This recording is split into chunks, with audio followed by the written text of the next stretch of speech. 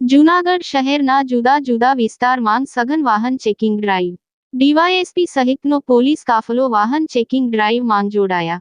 કારમાં કાળી ફિલ્મ હોય કે નંબર વગર ગાડી હોય કે કોઈ શંકાશીલ કાર હોય કે ટુ વ્હીલ હોય, મોટર વ્હીકલ અધિનિયમ 19નો ભંગ ના થાય તે ઉદ્દેશથી ઝાંઝરડા ચોકડી, મોતીબાગ, કાળવા ચોક, મધુરમ શહેરના જુદા જુદા વિસ્તારમાં સઘન વાહન ચેકિંગ.